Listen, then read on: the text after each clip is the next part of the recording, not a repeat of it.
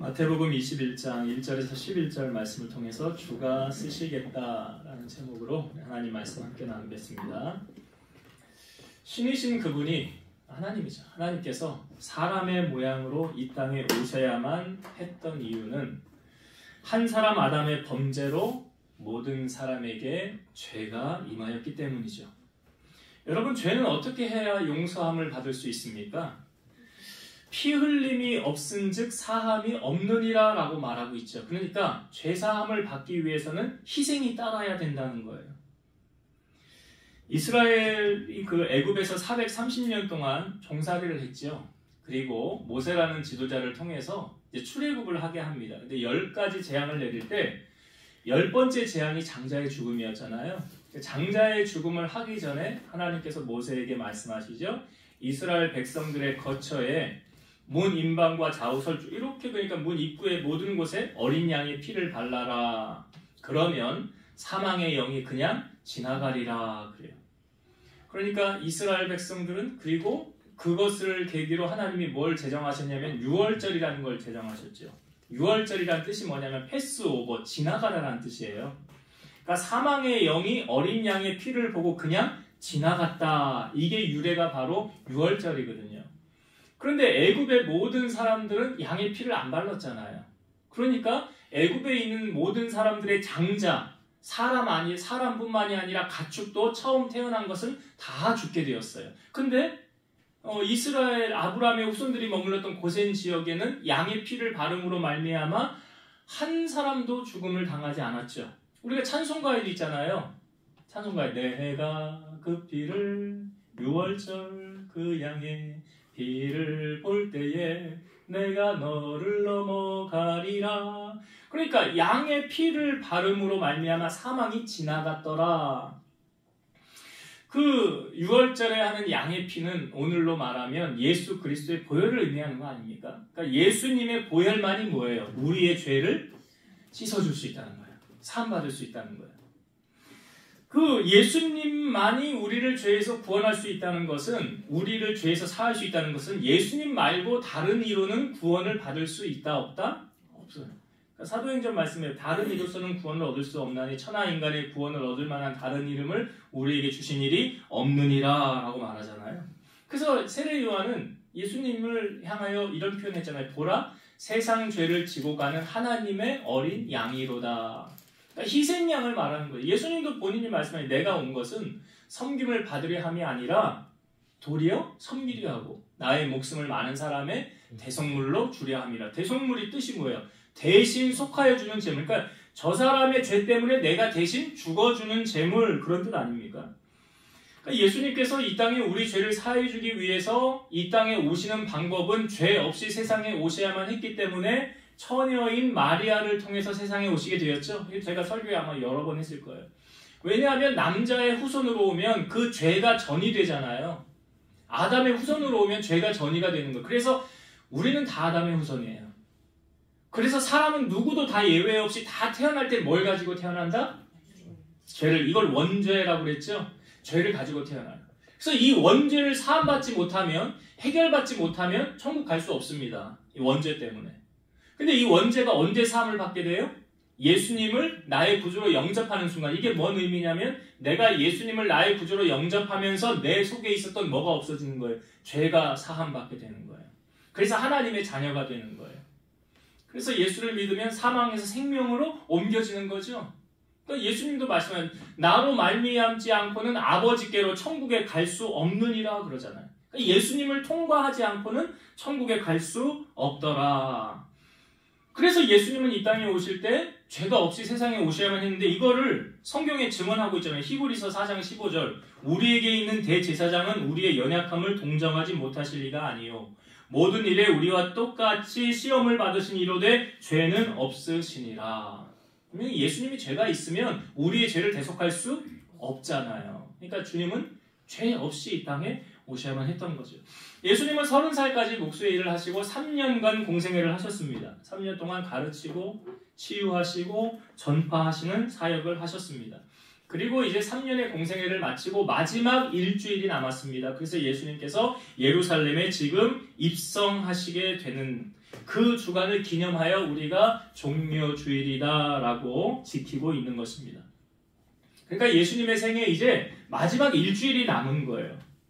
그것이 오늘 예수님이 예루살렘에 입성하시는 장면을 오늘 우리에게 보여주고 있습니다. 자, 예수님이 예루살렘에 입성하셨을 때 어떻게 입성하셨는지 오늘 본문의 말씀을 보면서 우리가 함께 은혜를 나누고자 하는데요. 자, 예수님께서 먼저 두 제자를 먼저 보냈습니다. 그리고 두 제자를 보내시면서 이렇게 말씀하세요. 자, 오늘 우리가 읽은 본문 21장 2절과 3절을 다시 보겠습니다. 21장 2절과 3절 말씀 제가 읽어볼게요. 이르시되 너희는 맞은편 마을로 가라. 그리하면 곧 매인 나귀와 나귀 새끼가 함께 있는 것을 보리니 풀어 내게로 끌고 오라. 만일 누가 무슨 말을 하거든 주가 쓰시겠다 하라. 그리하면 즉시 보내리라 하시니. 지금 예수님의 명령이 두 제자에게 떨어졌습니다. 이 두 제자가 누구인지는 성경에 우리에게 알려주고 있진 않아요. 그런데 12제자 가운데 분명히 두 사람일 거예요. 그 두 제자가, 자, 예수님이 지금 명령이 떨어졌어요. 자, 예수님께서 지금 어떤 일을 시키셨습니까? 보니까 나귀가 매어 있는 것을 풀어 끌고 오라. 만일 누가 뭐라고 하면 뭐라고 말하래요? 주가 쓰시겠다 하라 라고 말하는 거예요. 자, 여러분, 예수님께서 지금 정당한 일, 합법적인 일, 합당한 일을 시킵니까? 아니면 조금은 앞뒤가 안 맞는 불합리한 상식적으로 이해 못할 일을 시키십니까? 예수님이 지금 여러분 생각은 어떠세요? 합당한 일을 시킨다고 생각하세요? 아니면 불합리한 일을 시킨다고 생각하세요? 예? 예, 반응을 잘해 주셔야. 할렐루야. 불합리한 일 같지 않아요? 아니, 왜 나귀가 매여 있는 걸 왜 풀어가지고 그냥 가지고 오라고 그래? 그것도 뭐래? 주가 쓰시겠다고 하라. 자, 여러분, 지금 보냄을 받은 이 두 제자는요, 예수님의 종이잖아요. 종은 주인의 말에 토를 달 수 있습니까? 없습니까? 없어요. 남자들이 군대를 가면 여러 가지 힘든 일이 있습니다. 그 중에요, 제일 힘든 게 뭐냐면 상사 말에 무조건 복종해야 된다는 거예요. 군대는 명령에 의해서 체계가 이루어진다는 거예요. 이게 내 생각하고 좀 다른 것 같은데 상사가 명령을 했어요. 그러면 이건 제 생각은 아닌 것 같은데요. 저는 아니고 안 할랍니다. 군대에서 통할까요? 안 통할까요? 안 통해요. 군대는 까라면 까예요. 하라면 해요. 명령 떨어졌으면 내 생각 내려놓고 그냥 해야 되는 거예요. 지금 두 제자의 생각에 예수님 왜 이런 일을 시키실까? 그렇게 생각할 수 있잖아요. 이거 남의 것 완전히 착복해오라는 거 아니야? 그냥 뺏어오라는 거네. 완전 날강도네. 아니, 이거 남의 제사는 성경의 십계명에도 내 이웃의 것을 탐내지 말라라고 했는데 도둑질 하지 말라 십계명에도 있는데 예수님 지금 어떻게 이런 명령을 내리실까? 라고 생각하면서 두 제자가 가면서 야, 이거 우리 해야 되냐 말아야 되냐? 라고 상의할 수도 있겠죠. 여러분, 예수님의 말씀에 우리가 순종해야 되느냐 불순종해야 되느냐에 앞서서 먼저 선행되어져야 하는 게 있는데 그게 뭐냐면 주님은 나의 주인이십니다 라는 게 먼저 선행되어져야 돼요. 그 말은 어떤 의미냐면 나는 주님의 종입니다 라는 거예요. 여러분, 주인의 명령에 토를 달 수 있습니까? 없습니까? 반항할 수 있습니까? 거역할 수 있습니까? 못해요.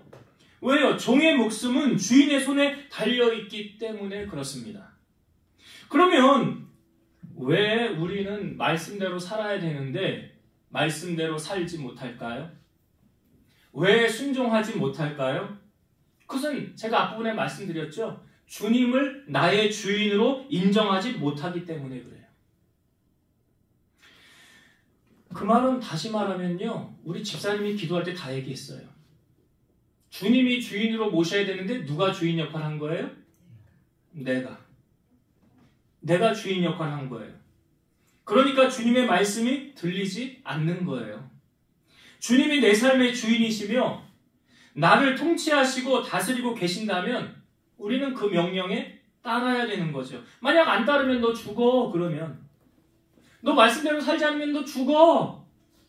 그러면 불순종할 사람이 있을까요? 죽는다고 한다면. 구약시대에는 정말 예배 안 드리면 죽였어요.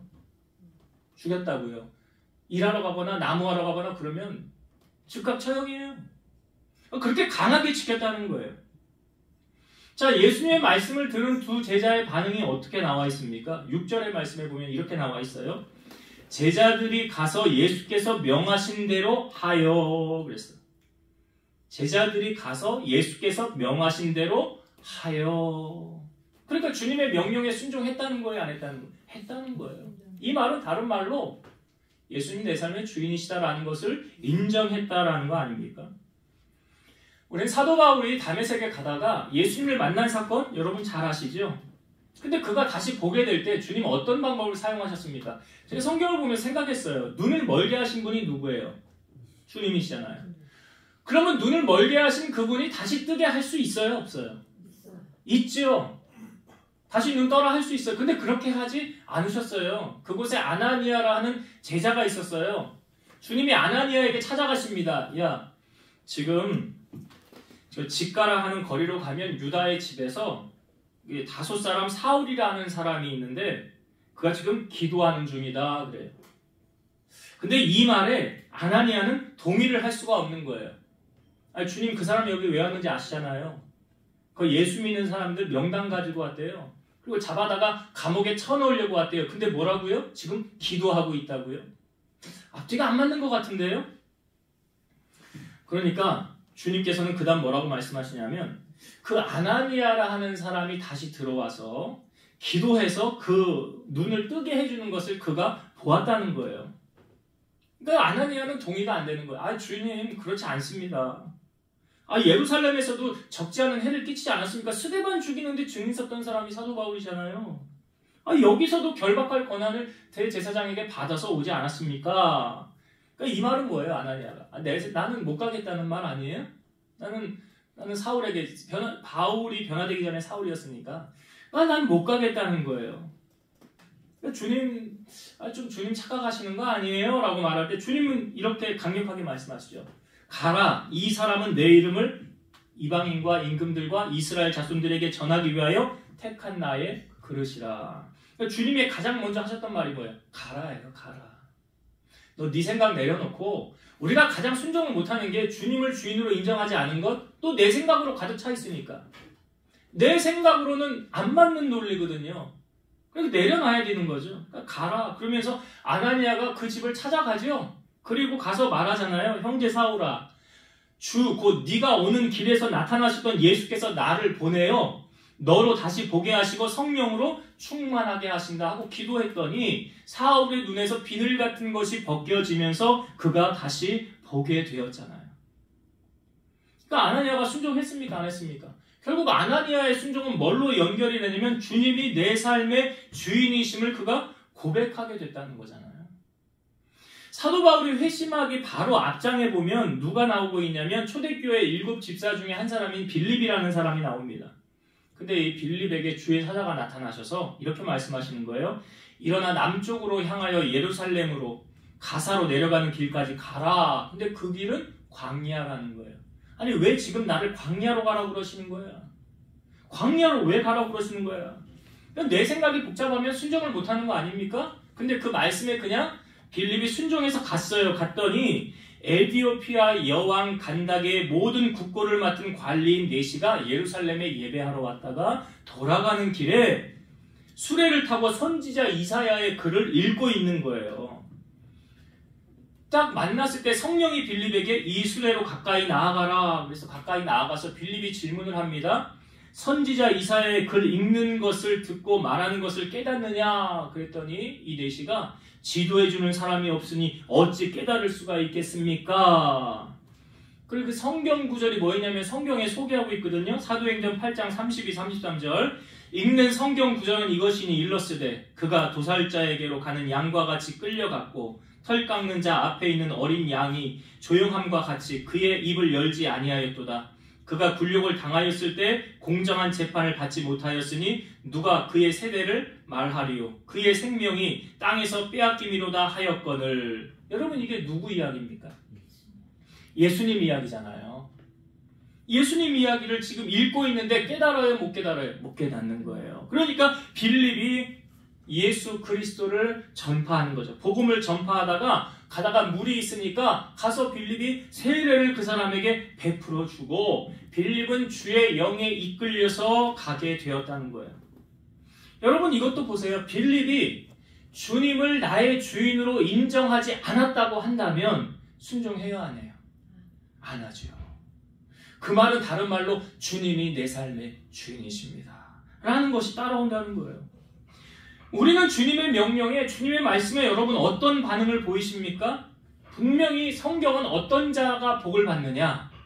시편 128편 1절 여호와를 경외하며 그의 길을 걷는 자마다 복이 있도다. 누가 복이 있대요?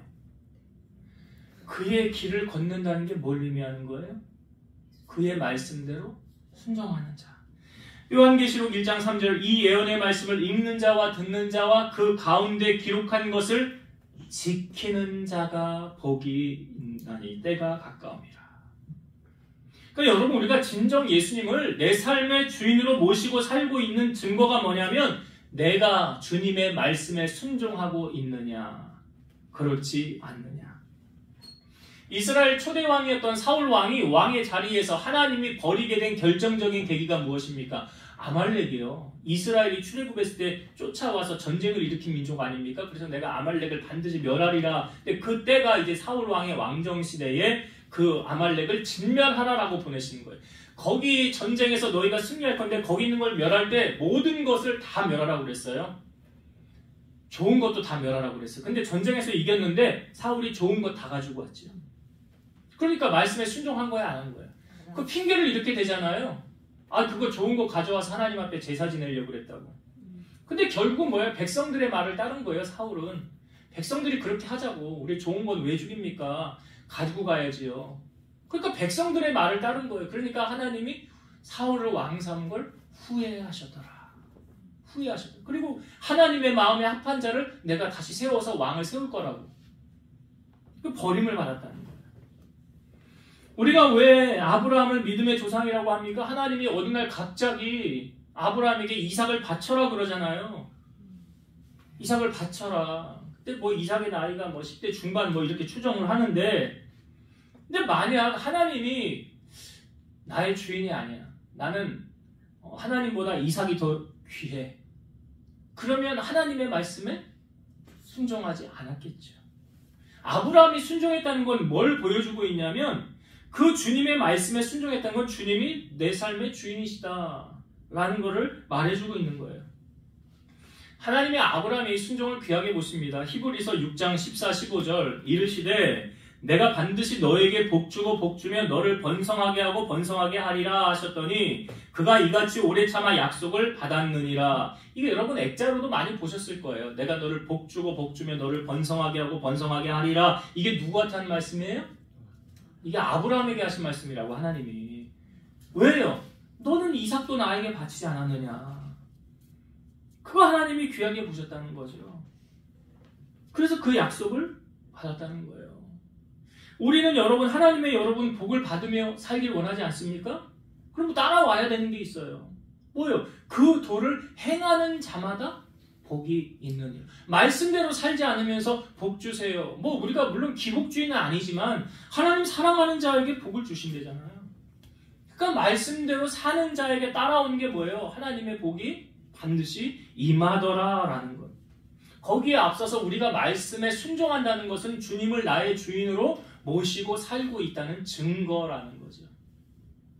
자, 이 두 제자가 이제 그렇게 갔어요. 예수님의 부르심에. 갔더니요, 나귀 새끼가 문 앞에 매여 있었죠. 그걸 풀어요. 근데 그 풀 때 그 나귀 임자 주인이 있을 거 아니에요. 주인이 질문을 하는 거예요. 어찌하여 나귀 새끼를 푸느냐? 아니, 당연한 질문 아닙니까? 주인의 입장에서 왜 푸느냐? 그랬더니 두 제자가 주님이 말씀하신 대로 주가 쓰시겠다 라고 말하는 거예요. 그랬더니 순순히 그걸 내어주더라는 거죠. 근데 여러분 이게요, 좀 사실은 말이 안 되는 거예요. 앞뒤가 안 맞는 논리예요. 아, 주인의 의중은 묻지도 않고 일방적으로 예수님께서 지금 이렇게 행하신 거 아닙니까? 아, 먼저는 주인에게, 나귀 주인에게 물어야지요. 야, 내가 이렇게 해서 이게 좀 필요한데 이걸 좀 써도 되겠냐? 라는 의중을 물어보고 예, 하십시오. 그러면 뭐 좀 이해가 되는데 갑자기 두 제자가 가서 나귀를 풀고 그냥 가지고 완전 날강도지시잖아요. 주인의 입장에서. 자, 질문을 한번 드려볼게요. 이 주인의 입장에서, 나귀 주인의 입장에서 나귀를 잃은 손해가 큽니까? 주님의 일에 나의 나귀가 쓰임 받는 게 더 큽니까? 예? 아주 대답을 잘 하셔야 돼요. 그 다음에 이제 후폭풍이 몰려온다고요. 분명히 대답을 잘 하셔야 돼. 그 다음에 제가 이제 던질 질문들을 여러분들 요거에 비교해서 질문을 던질 거라고요. 여러분 두 번째라고 그러셨어요. 나 나귀 한 마리쯤이야 뭐 이래도 상관없어. 그거 주님 위해 헌신해도 하나도 안 아깝지 않아. 오히려 주님의 일에 쓰임받는 게 더 큰 거지. 분명히 이렇게 생각하셨죠? 여러분 이건 어떤 문제냐면 가치관 문제거든요. 가치관에 대한 질문을 제가 지금 한 거라고요. 물질이 나의 삶의 주인이고 가장 중요하게 여기는 사람은 그 나귀가 어떤 나귀인데 야 돈으로 환산하면 얼마인데 야 나는 절대로 내 재산 손해볼 수 없어. 그 나귀 보낼 수 없어 라고 나올 거예요. 돈이 가장 귀하다고 생각한 사람은 그런 사고를 가지고 있었다면 절대 나귀 보내지 않습니다. 근데 뭐하러 푸느냐라고 말할 때 주가 쓰시겠다 그랬잖아요. 근데 그 말에 그냥 순순히 보냈다는 것은 아닙니까? 그러니까 이 말은 이 사람은 나의 나귀가 주님의 일에 귀하게 쓰이는 게 더 중요하지 라고 여겼다는 거잖아요. 그 날비사하는 김동훈 목사님이 그 자기 동안교회 심무할 때 그 교회 직원 가운데 한 여집사님이 급하게 신방 요청이 왔어요. 그래서 갔더니 전화로 일단 내용을 들었죠. 어떤 내용 건강검진을 갔는데 암으로 위독하다는 거예요. 병원에서도 얼마 못 산다는 거예요. 그래서 신방 요청이 들어와서 목사님이 기도를 하고 가야 되는데 이럴 때 참 난감해요. 목사님들이 뭐 좋은 일로 가서 말씀을 전하면 괜찮은데 힘들고 어려울 때 얼마 못 산대잖아요. 근데 그럴 때 가서 말씀을 뭘 전해야 되냐고요. 근데 그때 감동을 주시기를 바로 오늘의 본문에 이 말씀을 주셨대요. 주가 쓰시겠다. 주가 쓰시겠다. 그래서 이 말씀을 받아서 가서 예배를 드리면서 은혜를 나누는데 서원하라고 그랬대요. 서원하라고. 집사님 서원하세요. 뭘 서원해요? 나 주님의 일에 평생 헌신하겠다고 서원하세요. 서원하면 주님이 살려주실 겁니다. 아니 병원에서 죽는다고 그랬으니까. 그래서 서원할 때 눈물 콧물 범벅이 되면서 기도하면서 하나님 앞에 하나님 나 평생 주님을 위해 일할게요. 이 50대 중반이었거든요. 그러니까 아직도 살 날이 얼마나 많아요. 근데 그 서원에서 기도했어요. 주님 나 이제 어린 나귀처럼 주님이 날 쓰세요. 주님께 내 삶을 드립니다. 라고 서원했어요. 그래서 죽어야 될 사람이 안 죽는 거예요. 계속 교회에서 주의 일을 하는 거예요. 몇 년을 더 살았냐? 30년을 더 살았대요. 그러니까 한 80, 살 만큼 살고 간 거 아니에요? 그거 어떻게 살게 됐습니까? 주님께 내 삶을 드렸더니 주님께 내 삶을 드렸더니 주가 쓰시겠다. 여러분 주가 쓰시겠다 하면 어떤 반응이 나타나야 돼요? 이 나귀 주인처럼 내놓아야죠. 그러니까 아브라함이 하나님이 네가 가장 사랑하는 아들 이삭을 바쳐라 그랬잖아요. 여러분 절대 이게요 헌신은요 믿음 없으면 못하는 거예요. 히브리서 11장 19절 보니까 그가 아브라함이 하나님이 능히 이삭을 죽은 자 가운데서 다시 살리실 줄로 생각하신지라 비유컨대 그가 죽은 자 가운데서 도로 받은 것이니라. 그러니까 이런 거예요. 주를 위해서 헌신하면 오랫동안 쓰임 받는 거예요. 롱런하는 거예요. 근데 나만을 위해 쓴다고 하면 그 오래가지 못하는 거예요. 그 예수님이 어리석은 부자 비유 알려주셨잖아요. 어리석은 부자. 예수님께서 만왕의 왕인데 왜 나귀 새끼를 타고 예수님이 지금 입성하셨습니까? 5절의 말씀을 한번 보겠습니다. 자, 5절 말씀.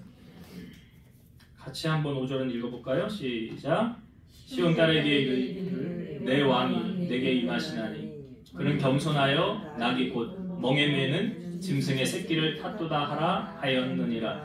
예수님이 왜 나귀를 타셨느냐? 사실은 말씀을 이루기 위함이라는 거죠. 예수님은 십자가를 지시고 마지막 순간에 하셨던 말씀이 다 이루었다잖아요. 그 다 이루었다는 게 뭘 의미하냐면 말씀을 다 이루었다는 건데, 스가랴 9장 9절에 보면 시온에 따라 크게 기뻐할지어다 예루살렘에 따라 즐거이 부를지어다 보라 네 왕이 너에게 임하시나니 그는 공의로우시며 구원을 베푸시며 겸손하여서 나귀를 타시나니 나귀의 작은 것 곧 나귀 새끼니라. 여기 분명히 예수님이 뭘 타고 가신다? 나귀를 타신다 그렇잖아요. 사실 구약시대 왕들은요 전쟁 시에 말을 타고 다녔죠. 그리고 정복자들은 위풍당당한 말을 타고 성으로 들어왔습니다. 예수님께서 만왕의 왕으로 오셨다는 것을 사람들에게 만약에 알리시려면 예수님도 말을 타고 가셔야 됐을지도 몰라요. 그래야 위엄이 있고 사람들 추앙을 받고 그렇게 되었을지도 몰라요. 그런데 예수님은 말을 타지 않으셨다는 거죠. 왜요? 예수님은 나귀를 타시고 뭘 유지하셨던 거예요? 끝까지 겸손의 마음을 놓지 않으셨다는 거예요. 그러면 예수님의 마음이 겸손하다고 그러잖아요. 여러분, 인자가 온 것은, 예수님이 온 것은 섬기러 오셨다고 그랬잖아요. 잘 생각해 보세요. 겸손하지 않은 사람이 섬깁니까? 안 섬깁니까? 겸손하지 않은 사람은 섬기지 않아요. 겸손한 사람이 섬기려고 해요. 우리가 좀 이게 사람들이 좀 잘못된 인식 가운데 한 가지가 뭐냐면 보통 사람을 볼 때요. 어떤 인식으로 보냐면 나보다 아래로 보잖아요. 우리 교인들은 안 그렇죠? 예. 되게 볼 때 사람은 나보다 아래로 봐요. 그게 뭐냐면 깔본다는 거예요. 무시한다는 거예요. 근데 그걸 예수님이 참 싫어하세요. 사람 무시하는 거. 그러니까 꽂아놓은 보리자루처럼. 아니 이게 교회에도 있었잖아요. 야고보서 말씀에 보니까 금가락지를 끼고 좋은 옷을 입고 교회로 들어오면 당신은 여기 좋은 자리에 앉아서 예배드리라고. 여기 아주 은혜 받는 자리 VIP석이라고 여기 앉으라고. 그런데 남루한 옷을 입고 허름한 옷을 입고 막 그런 사람이 교회에 들어오면 뭐라고 그래요? 너는 거기 서 있든지 가든지. 이게 뭘로 평가하는 거예요? 겉모습으로. 그게 평가를 한다는 거예요. 야고보서에 나오는 말씀이에요. 예수님은 누가 큰 자냐라고 말할 때 어린아이를 하나 세우죠. 그리고 이렇게 천국에서는 자기를 낮추는 그 사람이 천국에서는 큰 자니라 그래. 그리고 지극히 작은 자 하나에게 한 것이 곧 나에게 한 것이니라 라고 말하잖아요. 예수님이 만약 사람들에게 인정을 받아야 되겠다라고 했더라면 예수님은 뭘 타고 입성하셔야 돼요? 말 타고 들어가셔야 돼요. 아니 분명히 여러분 주님 하늘로 가셨지만 다시 오실 때는 뭐 타고 오신대요?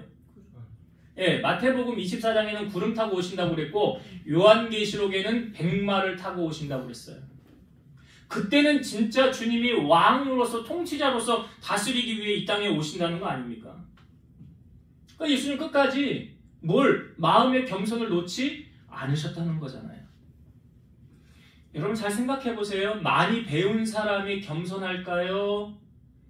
교만할까요? 예? 사람마다 달라요, 그건. 예. 그리고 이렇게도 정형할 수 있어요. 적게 배운 사람이 교만할까요? 겸손할까요? 이것도 사람마다 다르다. 그렇죠. 그때 다를 수 있는데요. 근데 왜 이런 말이 있어요? 벼는 익을수록 고개를 숙인다라는 말이에요. 그러니까 많이 배울수록 많이 알수록 자기가 참 미약한 존재구나. 우리가 사도 바울을 통하여도 느끼잖아요. 가말리엘 문화에서 배웠죠. 로마 시민권 있죠. 세상에 유대인이죠. 딸릴 게 하나도 없어. 근데 자기 자신을 뭐라고 표현해? 나는 가장 작은 자라고 표현하잖아. 가장 작은 자라고 표현해. 그러니까 이게 뭐냐면 은혜를 많이 받으면 받을수록 교만해져요? 겸손해져요? 그렇지. 은혜 많이 받은 사람일수록 겸손해져서 낮은 곳에서 뭐 하려고 그래? 섬기려고 그래요. 섬기려고. 근데 뭣도 좀 모르는 사람들이 좀 아는 척 하잖아요. 이게 뭐예요? 꼴값 한다고 그러잖아. 꼴값 하고 있네. 이게 교만한 거예요. 교만한 거. 어른 공경할 줄 모르고. 그러니까 진짜 겸손은 여러분, 모르는 게 겸손이 아니라니까요. 많이 배우고 많이 알고 뭐 높은 자리에 있고 많이 가질수록요, 이걸 드러내지 않는 것이 진정한 겸손이라는 거죠. 근데 예수님이 제자들에게 그랬잖아요. 너희가 크고자 하냐? 그럼 뭐 하라고 그랬어요? 섬기는 자가 되고. 너희가 으뜸이 되고자 하냐? 그럼 뭐 하라고 그랬어요? 종이 되라. 그러니까 교회에서도 마찬가지 아니에요? 교인들에게 존경받는 사람이 되려면 뭐 하면 돼요? 그렇지, 섬기면 되는 거예요. 섬기는 사람이 높임받는 사람이에요. 어떤 높은 자리에 올라가고 싶은 사람은 뭐 하래요? 종이 되려잖아요, 종이. 그래서 예수님이 겸손을 우리에게 마지막까지 지금 보여주신 모습, 이 모습, 나귀를 타고 들어가는 예수님의 모습 보여주고 있는 거 아닙니까? 예수님이 갈 때 사람들이 어떻게 했어요? 반응이 겉옷을 길에 깔고 나뭇가지를 흔들면서 호산나 다윗의 자손이요. 그래서 호산나라는 뜻이 우리를 구원하소서잖아요. 당시 길에 겉옷을 이제 까는 풍습은 뭐냐면 고대 왕들이나 정복자들에 대한 존경과 영예의 표시로서 고대 전통적인 풍습입니다. 그러니까 존경을 표하는 의미로 자기 겉옷을 이제 깔아놓은 거예요. 그리고 꽃이나 나뭇가지를 사용한다는 거죠. 자, 예수님께서 예루살렘에 입성할 때 사람들의 반응이 어떠했습니까? 난리가 났어요, 정말. 손을 흔들고. 왜요? 왜 이런 반응이 나타났을까요? 야, 이제 우리를 위한 구원자가 이 땅에 오신대. 정치적인 메시아를 기대했을지도 몰라요. 또 더불어서, 자, 예수님이 3년 공생애 하면서 소문 다 났죠. 그 땅에 어떻게 소문이 났어요? 야, 어떤 병이든지 그분 앞에 나오면 다 고쳐준대. 그것뿐만이 아니야. 야, 경제적으로 어려움이 있냐? 야, 그분이 행하신 기적을 봤잖아. 오병이어의 기적 너도 봤지. 7병이어도 있었잖아. 그거 너 체험했잖아. 그러니까 그분이 우리 왕이 되면 이제 우리 먹고 살 걱정 안 해도 되잖아. 그러니까 이 사람들의 이런 호산나라는 이 반응은 뭐냐면 우리를 위한 구원자로 예수님이 십자가지로 오신 왕이 아니라 이제 우리를 이 경제적인 압박에서 정치적인 어려움에서 우리를 구원할 자로 지금 환호하며 외치는 메시아였다는 사실이죠. 예수님의 생각과 다르잖아요. 우리가 여기서 한 가지 좀 생각해 볼게. 여러분, 예수님이 지금 나귀를 타고 가시잖아요. 그죠? 나귀를 타고 가실 때 나귀 입장에서 한번 생각을 해봤어요. 나귀의 입장에서. 자, 사람들이 막 환호성을 지르고 경배를 하고 송축을 하고 있는데 이게 혹시 나귀가요, 사람들이 나에게 하고 있구나라고 착각할 수 있을까요? 없을까요? 있어요. 있다고요. 그게 나귀가 우쭐할 수 있어요. 예수님이 40일을 금식하시고 사역을 하기 전에 시험을 하실 때 3가지 시험이 있었죠. 돌이 떡이 되는 거. 그 다음에 성전 꼭대기에서 네가 하나님의 아들이거든 뛰어내려라. 그리고 가장 높은 곳에 올라가서 천하만국을 보여주면서 나에게 절하면 이 모든 것을 너에게 주리라. 이게 사실은 명예나 권력 이런 거에 대한 시험이거든요, 예수님에게. 근데 예수님은 그 시험에 넘어가지 않았다는 거죠. 잘못하면 이 나귀가요, 착각할 수 있는 게 뭐냐면, 주님 때문에 내가 지금 영광을 받고 있는 거 아니에요, 나귀가? 그렇잖아요. 사람들이 절하고 호응하는 게 자기에게 하는 게 아니라 주님께 하는 거잖아요. 근데 이 나귀가 착각해서 자기에게 하는 걸로 착각할 수 있다는 사실이죠. 그래서 우리가 신앙생활하면서 참 조심해야 될 게 뭐냐면 하나님께 돌려야 될 영광을 내가 가로쳐서는 안 된다는 사실이에요. 사도행전 12장에 나오는 헤롯이라는 왕이 연설 한번 했더니 사람들이 다 감동을 받았어요. 우와, 이건 신의 소리다. 근데 그 다음에 어떻게 되면 헤롯이 그 영광을 하나님께 돌리지 않으므로 이렇게 됩니다. 사도행전 12장 23절. 헤롯이 영광을 하나님께 돌리지 아니하므로 주의 사자가 고치니 벌레에게 먹혀 죽으니라. 그 하나님께 돌려야 될 영광을 자기가 가로챈 결과 벌레에게 먹혀 죽었대요. 우리도 가끔 착각할 때 있어요. 어떤 큰 일을, 막 사람들이 해결하지 못한 일을 내가 딱 해결하고 난 다음에 마치 이게 내 능력이냐. 내가 이거 했잖아. 아무도 못하는 일 내가 해결했잖아. 내가 한 게 아니에요. 고린도후서 4장 7절 우리가 이 보배를 질그릇에 가졌으니 이는 심히 큰 능력은 하나님께 있고 우리에게 있지 아니함을 알게 하려 함이니라. 바울은 내게 능력 주시는 자 안에서 내가 모든 것을 할 수 있느니라. 여러분 우리가 주님의 것을 가로채면 안 돼요. 주님이 받으셔야 될 영광을 가로채면 안 됩니다. 여리고성이 무너질 때 거기 있는 모든 것들은 다 여호와의 곳간에 드리라고 했지요. 왜 그랬습니까?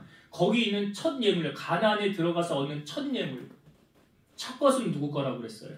아까 6월절에 첫 희생제사를 드림으로 이제부터 태어나는 첫 것은 다 내 것이니라. 근데 하나님이 레위인을 받으심으로 그 첫 것을 너희가 안 바쳐도 된다고 그랬어요. 레위인이 주일에 하는 헌신하는 지파가 되므로 그 첫 것을 안 바쳐도 돼. 그 대속을 해준 거예요, 레위인들이. 그래서 처음 태어난 것은 다 주님의 것인데 가나안에 들어가 첫 번째 전쟁에서 얻은 수확물은 다 내 것이라, 내게 바치라 그랬는데 하나님의 약속의 말씀을 지키지 않은 사람이 있었죠. 그 두 번째 전쟁이 아이생 전쟁인데 패배했어요. 여호수아가 우리가 왜 졌습니까? 그래 하나님 말씀하죠. 너희가 나와 약속을 어겼느니라. 내가 뭐라고 그랬니? 여리고성에 나오는 첫 것은 다 나에게 바치라고 하지 않았냐? 근데 너네가 안 바치고 숨겼느니라. 그러니까 그 사람 때문에 아이성에서의 전쟁에서 패하고 30 몇 명 죽었어요. 그래서 이 죄악을 제거하지 않으면 하나님이 안 도와주겠다고 제비뽑기를 시키잖아요. 12지파 제비 뽑고 가족대로 나오고 마지막 사람을 뽑을 때 누가 뽑힙니까? 아간이 뽑히죠. 그때 아간이 뭐라고 그래요? 내가 가나안에 있는 좋은 것을 내 장막 은밀한 곳에 숨겨놨다라고 그러잖아요. 그래서 아간 어떻게 됐어요? 돌에 맞아 처형당했잖아요. 그래 그곳이 뭐가 됐어요? 아골 골짜기. 그 다음에 아이성과 전쟁에서 치렀을 때 전쟁 이겼어요? 졌어요? 이겼잖아요.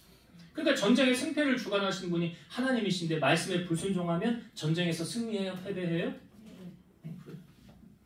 사도행전에 보니까 아나니아와 삽비라라는 사람이 자기의 소유를 팔아서 주님 사도들의 손앞에 그때 공동체 생활을 다 하고 그랬으니까 근데 얼마를 감춰다가 이 아나니아가 베드로에게 갖다 준 거죠? 그러니까 이제 이게 다냐? 그러니까 내 다라고. 근데 베드로가 뭐라고 그래? 너 어찌하여 사탄이 내 마음에 가득하여? 내가 성령을 속이고 땅과 얼마를 감추었느냐? 땅이 그대로 있을 때에도 내 땅이 아니며 판 후에도 네 마음대로 할 수가 없더냐? 어찌하여 이 일을 내 마음에 두었느냐? 사람에게 거짓말한 것이 아니요 하나님께로다. 그러니까 사도들만 속이면 그냥 넘어갈 줄 알았던 거지요. 아나니아가. 그래서 아나니아 죽었잖아요. 그리고 나서 3시간 뒤에 그 안에 삽비라가 들어오지 않습니까? 삽비라는 자기 남편 죽은 사건은 몰라요. 베드로가 똑같이 질문합니다. 이게 다냐? 네, 이게 답니다. 그러니까 너희가 어찌 함께 꾀하여 주의 영을 시험하느냐? 보라, 네 남편을 장사하고 오는 사람이 문 앞에 이르렀으니 곧 너를 매어 내가리라. 죽었어요. 둘 다. 그러니까 이게 예루살렘 교회의 울림이 된 거예요. 그러니까 함부로 하나님 앞에 하지 못하게 된 거 아닙니까? 여러분 오늘 이곳에 우리가 예배를 드릴 수 있는 게 참 하나님의 은혜죠. 우리 하나님께서 우리에게 맡기신 일 있지 않습니까? 그 직분, 그 봉사를 우리는 어떻게 하고 있습니까? 디모데전서 1장 12절 나를 능하게 하신 그리스도 예수 우리 주께 내가 감사함은 나를 충성되이 여겨 내게 직분을 맡기심이니. 교회를 누가 맡긴 거래요? 목사가 맡긴 거예요?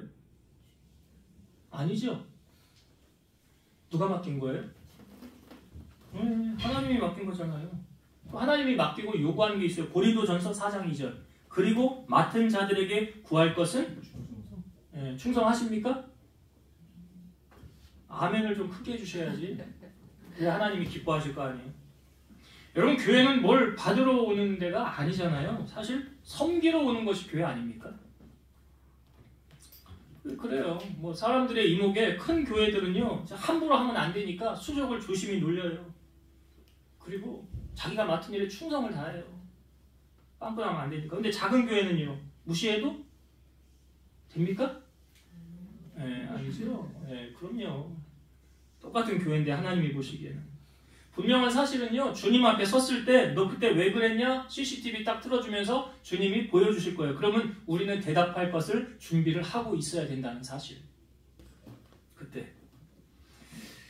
여러분, 우리를 판단하실 이는 누구십니까? 하나님이세요. 사도 바울이 고린도전서 4장 5절 그러므로 때가 이르기 전 곧 주께서 오시기까지 아무것도 판단하지 말라. 그가 어둠에 감추인 것들을 드러내고 마음의 뜻을 나타내시리니 그때 각 사람에게 하나님으로부터 칭찬이 있으리라. 누가 판단하신다? 하나님 다 판단하고 계세요. 그 하나님의 판단 가운데 오늘 말씀해 보니까 그때 각 사람으로부터 하나님으로부터 각 사람에게 칭찬이 있으리라. 어떤 자들에게? 맡은 자들에게 구한 충성한 자들은 하나님이 칭찬하시겠지요. 그리고 생명의 관을 주신대잖아요. 내가 죽도록 충성하라. 그리하면 내가 생명의 관을 너에게 주리니 그랬잖아요. 누가 이 복을 받습니까? 충성한 자가 받는 거예요. 충성한 자. 여기 계신 여러분 모두는 하나님께로부터 나중 주님 오셨을 때 그러한 칭찬을 다 받는 주인공 되기를 주의 이름으로 축원드립니다. 말씀을 정리하고 마칠게요. 자, 예수님께서 두 제자를 보내시면서 사실은 이해가 안 되는 말을 주님이 하셨어요. 나귀를 풀어 가지고 오라. 그 말에 대한 반응. 제자들이 주님의 말에 어떻게 했어요? 토를 달았습니까? 안 달았죠? 그냥 순종했어요. 왜 그랬다고요? 주님이 나의 주인이시니까. 오늘 여러분 주님의 말씀을 대할 때 주님이 내 삶의 주인이십니다 라는 반응으로 뭐가 따라오느냐? 순종이 따라오는 거예요. 주님이 내 삶 주인 아니에요. 내가 주인이야. 그럼 내 맘대로 하지. 사사기에 나오는 그때 왕이 없으므로 자기가 하고 싶은 대로 행하였더라. 말씀 안 들어요. 내 맘대로 살아요. 그 말은 뭐냐면 주님이 내 삶의 주인 아니에요. 내가 주인이에요. 라는 거예요. 우리 신앙생활하면서 예수님 나의 주인이시면 어떻게 신앙생활해야 돼요? 말씀에 순종하는 거예요. 시편 128편 1절 우리가 한 주간 묵상할 말씀 제가 그거 기록해 놓았는데요. 어떤 사람이 복을 받느냐? 이렇게 사는 사람이 복을 받는 거예요. 여호와를 경외하며 그의 길을 걷는 자마다. 그의 길을 걷는 게 무슨 표현이에요? 말씀에 순종하는 자마다 복을 받는 거예요. 순종하는 자. 그러니까 오늘 이 두 제자를 주님이 보내시면서 어떻게 했지? 아니 이게 예수님 첫 번째 행하셨던 기적하고 똑같은 거 아니에요? 하인들 시키는 대로 해라. 물이 포도주가 된 거 누구만 알아요? 하인만. 그 기적을 체험할 수 있는 사람은 순종이 따라와야 된다. 두 번째, 이 나귀 주인에게 가서 나귀를 풀었을 때 주가 쓰시겠다라고 말할 때 물적 손해 아닙니까? 그 나귀 뺏기는 거 아닙니까? 그거 여러분 분명히 말했잖아요. 물적 손해보다 주님께 쓰임받는 감격이 더 크다. 그렇죠? 제가 아까 질문을 이걸 드리려고 그랬어요. 만약에 여러분 차를 바꿨네요? 새 차로 바꿨어요. 딱 가가지고 목사님이 그 차 하나님이 쓰시겠다고 합니다. 내놓으십시오. 내놓겠냐고요. 집을 샀네? 좋은 집에? 이 집 하나님이 쓰시겠다고 합니다. 내놓으십시오. 내놓겠냐고. 이게 그렇게 단순한 문제가 아니에요. 생각을 깊이 하면 할수록 그렇게 순종을. 근데 아브라함은 그 모든 것보다 가장 귀한 아들 이삭 바치라 했잖아요. 아니면 아브라함에게 너 재산 얼마를 떼서 바쳐라. 이건 쉽지. 그렇잖아요. 근데 가장 귀한 아들을 바치라고 하니 이걸. 근데 아브라함 어떻게 했어요? 바쳤잖아요. 왜? 주님의 말씀이. 그러니까 하나님이 뭐라고 그랬어요? 야 아브라함아 아브라함아 네가 이제야 나를 경외하는 줄을 내가 알았노라. 그러니까 하나님이 믿음을 달아보신다고. 여러분들에게 믿음을 달아보신다고. 그래서 주가 쓰시겠다 할 때 그 반응, 나는 어떻게 반응하고 있지? 내 지갑에 돈 좀 헌금하는 거, 이거 아까워서 벌벌 떨면서 하지는 않는지. 주님이 중심을 다 보고 계세요. 그래서 주님이 쓰시겠다라고 말할 때 쓰임받는 게 축복이다. 삭개오는 그랬잖아요. 주님 모시고 나서 재산의 반, 부자가 재산의 절반 내놓는 게 쉬워요? 근데 그걸 내놓잖아요. 왜? 이제 가치관이 변화가 세상의 재물보다 주님이 더 귀한 걸 알았기 때문에. 그러니까 그런 사람만 순종하는 거예요. 그리고 마지막으로 나눴던 게 예수님이 뭘 타고 들어가셨다고요? 나귀를 타셨더라. 여러분 겸손해야 섬깁니다. 교만하면 나를 섬겨라 그러지. 니네가 나한테 섬겨야지. 이게 교만한 사람이에요. 근데 성경의 교만은 어떻게 된대요? 패망의 선봉이에요. 넘어짐의 앞잡이. 존귀는 뭐예요? 존귀는. 그러니까 겸손한 자는 존귀의 앞잡이. 겸손한 자를 하나님 세우시고 교만한 자는 패하십니다. 왜? 예수님의 성품이 그럽니다. 그러니까 우리 사랑하는 성도들, 예수님이 끝까지 겸손하셨던 것처럼 겸손을 유지하셔서 겸손을 실천하시고 주님을 닮아가는 여러분 삶이 되시기를 주의 이름으로 축원드립니다. 기도하시겠습니다. 우리를 구원하기 위하여 나귀를 타고 예루살렘에 입성하신 주님, 오늘 그 종려주의를 맞아 우리 사랑하는 성도들이 오늘 함께 말씀을 나누었습니다. 주님께서 두 제자를 보내시며 나귀를 풀어오라고 하셨을 때 사실 내 생각으로 이해가 안 되었지만 말씀에 순종하였습니다. 우리도 이런 순종이 따라오게 하옵소서. 또한 나귀 주인의 입장에서 나귀를 가져가는 건 물적 손해 아닙니까? 그럼에도 그 나귀가 주님 앞에 쓰임받는다는 그 기쁨이 너무 커서 주님의 말씀에 그는 순종하게 되었습니다. 우리도 주님이 우리에게 무엇을 요구하실 때, 아니 우리 마음에 감동을 주실 때 순종하여서 주님을 기쁘시게 해드리는 우리 온 교를 되게 하여 주옵소서. 마지막까지 겸손을 잃지 않고 주님의 마음 품고 승리하는 우리 성도들 다 되게 하여 주옵소서. 예수님의 이름으로 기도드리옵나이다. 아멘.